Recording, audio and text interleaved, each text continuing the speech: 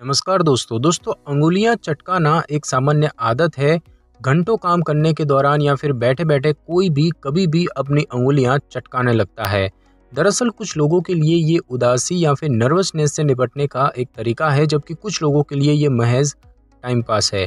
हालांकि इसका कभी कोई नकारात्मक परिणाम देखने सुनने को नहीं मिला है, लेकिन ये सवाल हम सबके ही मन में रहता है कि क्या उंगलियां चटकाना नुकसानदायक हो सकता है।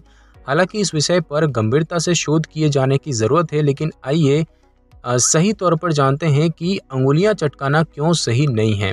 सबसे पहले तो दोस्तों हम ये जानेंगे कि हड्डियां चटकने की आवाज़ क्यों आती है। तो दोस्तों जॉइंट क्रैकिंग अस्थायी रूप से जोड़ों में नाइट्रोजन गैस खींचने वाले एक नकारात्मक दबाव के परिणाम स्वरूप हो सकती है।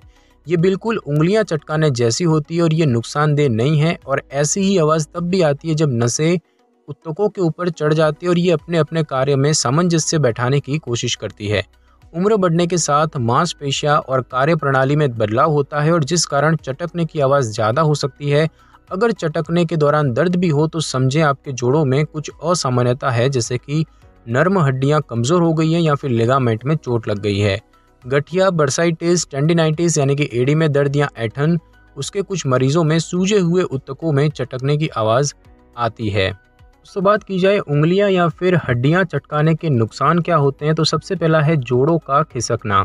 हालांकि व्यापक स्तर पर देखा गया है कि अंगुलियों के चटकाने से किसी तरह की दिक्कतें नहीं आती है, लेकिन बहुत कम मामलों में देखा गया है कि लगातार अंगुलियां चटकने की वजह से अंगुलियों की हड्डी के जोड़ खिसक जाते हैं। और इसीलिए अगर आपको भी अंगुलियां चटकाने की आदत है तो बेहतर ये करते हुए ज़्यादा जोर न लगाए। दूसरा होता है पकड़ यानी कि ग्रिप कमज़ोर होना। दोस्तों 74 ऐसे लोग जो लगातार अपनी अंगुलियां चटकाते हैं उन पर एक स्टडी की गई थी और ये स्टडी 1990 में प्रकाशित हुई थी।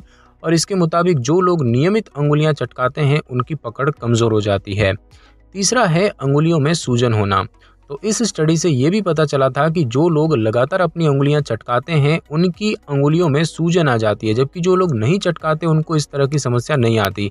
स्टडी में 74 लोगों के अलावा 226 लोग और शामिल थे और उन लोगों को सूजन या पकड़ में किसी तरह की समस्या नहीं आई थी, क्योंकि वे नियमित अंगुलियां नहीं चटकाते थे।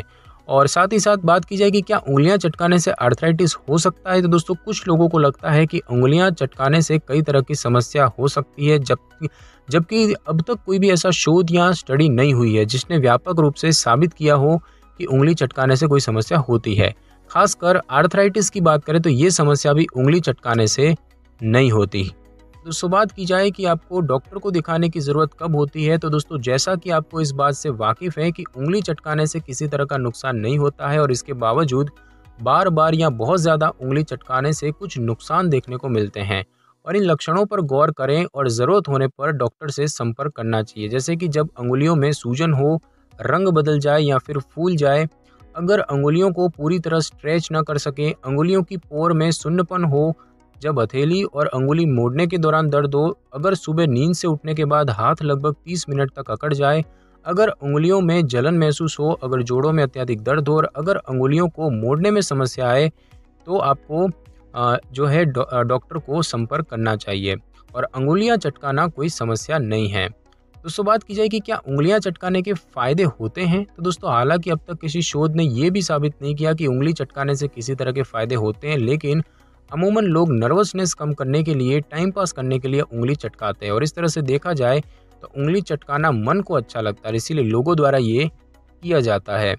तो दोस्तों आज की इस वीडियो में बस इतना ही। अगर आपको मेरी ये वीडियो और जानकारी अच्छी लगी हो तो वीडियो को लाइक और शेयर कर दीजिए और कमेंट करना बिल्कुल भी ना भूलें। और अगर आप हमारी चैनल पे नए हैं तो चैनल को कर ले सब्सक्राइब और बेल आइकन के बटन को ज़रूर क्लिक कर ले, ताकि मेरी नई वीडियो की नोटिफिकेशन सबसे पहले आपको मिल सके। Thanks for your time.